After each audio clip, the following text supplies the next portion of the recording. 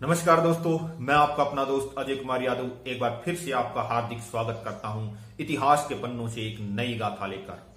अगर मैं अरबों से युद्ध करता हुआ मारा गया तो मेरा नाम अरब के इतिहास में और हिंदुस्तान के इतिहास में मातृभूमि की रक्षा करने वाले के रूप में याद किया जाएगा। अगर मैं युद्ध जीत जाता हूं तो अपने साम्राज्य को मजबूत करूंगा, अपना प्रजा की रक्षा कर सकूंगा। ये सब ब्राह्मण वंश के अंतिम शासक राजा दाहिर सैन के थे, जो सिंध का शासक था। 638 ईस्वी से लेके 711 ईस्वी तक कुल 9 खलीफाओं ने सिंध के ऊपर 14 बार आक्रमण किया, लेकिन हमेशा भारती की मजबूत सेना के समक्ष उन्हें घुटने टेकने पड़े, युद्ध में हार का मुंह देखना पड़ा और वापिस अरब को लौटना पड़ा। ऐसे ही उस समय देवल बंदरगाह सिंध के राजा दाहिर सैन के अधिकार में था, जो व्यापार और वाणिज्य का केंद्र था।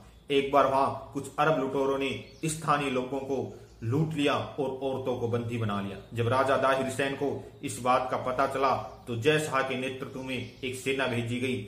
उन्हें माफी मांगनी पड़ी, औरतों को आजाद करना पड़ा और खलीफा के दरबार के अंदर वो अपना रोना लेकर गए कि किस प्रकार से सिंध के राजा दाहिर सैन के यहाँ हमें लूट लिया गया।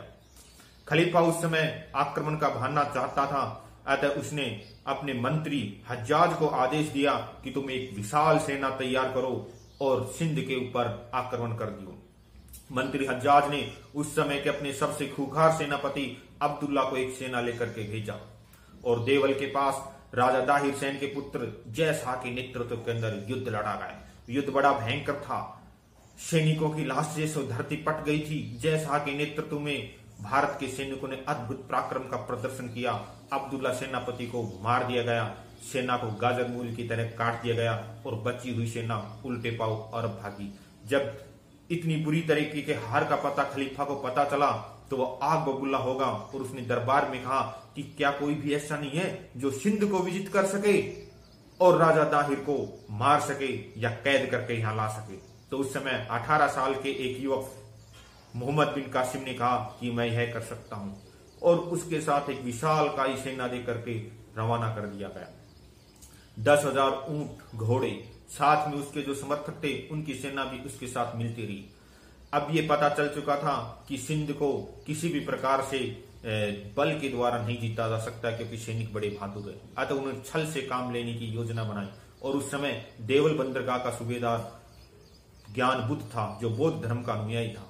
मोहम्मद बिन कासिम ने उसको लालच दिया कि अगर तू राजा का साथ छोड़ देता है तो हम तेरे को सिंध का राजा बनाएंगे। और ज्ञान बुद्ध ने यह कहते हुए युद्ध करने से मना कर दिया कि बौद्ध धर्म के अंदर युद्ध करने की मनाही है। जब इधर से राजा दाहिर को इस चीज का पता चला तो अपने पुत्र जय शाह के नेतृत्व में एक सेना देख करके भेजी गई। आरोड के मैदान में भयंकर लड़ाई हुई, घमासान युद्ध हुआ। हिंदुस्तान का एक एक सैनिक अरबों के 2-2 सैनिक के ऊपर भारी पड़ रहा था। अरबी सेना घुटने के ऊपर आ गई और अब ये लगने लगा कि हम यहीं पर मार दिए जाएंगे या उल्टे पांव भागना पड़ेगा। पहले दिन का युद्ध समाप्त हो गया। सभी सैनिक अपने शिविर में आराम कर रहे थे। भारत के सैनिक भी अपने शिविर में सो गए थे। उसी समय गद्दारी ने अपना रंग दिखाया और ज्ञान बुद्ध ने किले के पिछले दरवाजों को खोल दिया और अरब सेना को प्रवेश करा दिया। युद्ध नियमों का अब सरासर उल्लंघन हुआ। सोते हुए हिंदुस्तान के सैनिकों के ऊपर अरबी सेना टूट पड़ी और यह आक्रमण बड़ा ही अप्रत्याशित था। बहुत से सैनिक वीर गति को प्राप्त हो गए, बहुत से सैनिक घायल हो गए। जय शाह भी इस युद्ध के अंदर घायल होगा। जंगल में जाकर उन्होंने किसी तरीके से अपनी जान बचाई। जब यह बात राजा दाहिर सैन को पता चली तो उन्होंने हिम्मत नहीं हारी। वो खुद उस समय अपनी राजधानी के अंदर बैठे हुए थे। जो भी बची खुची सेना थी वो लेकर के आए और मोहम्मद बिन कासिम के साथ युद्ध करना शुरू किया। अब की बार युद्ध बड़ा जोर शोर से चल रहा था।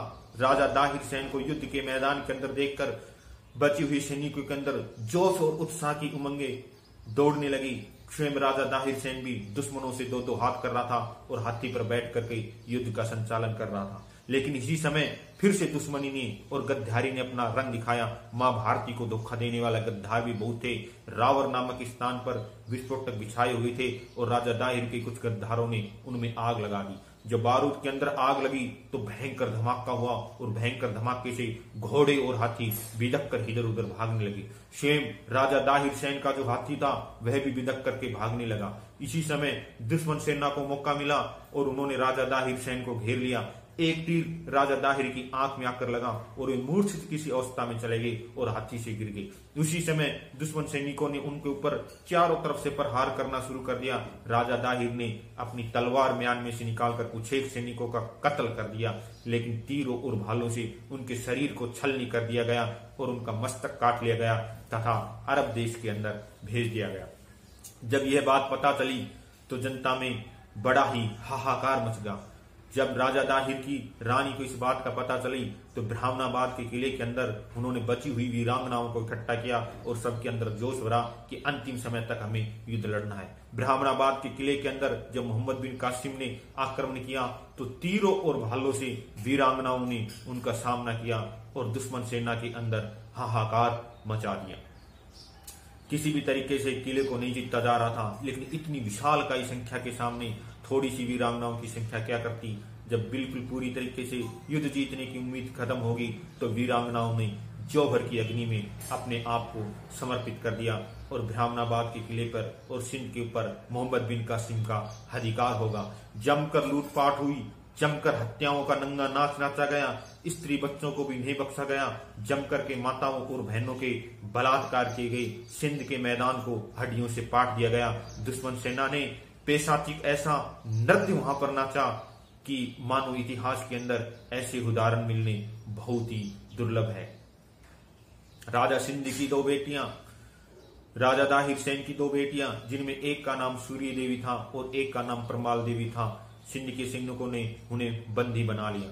अपनी विजय का समाचार लेकर के जब वो अरब के अंदर गए, खलीफा के पास गए, तो उन्होंने इनकी दो बेटियों को भेंट के रूप में खलीफा को देना चाहा, लेकिन बुद्धिमत्ता की धनी बड़ी बेटी सूर्य कुमार देवी ने कहा कि हम आपके योग नहीं है, क्योंकि आपके आने से पहले 3 दिन तक हमें मोहम्मद बिन कासिम अपने पास रख चुका है।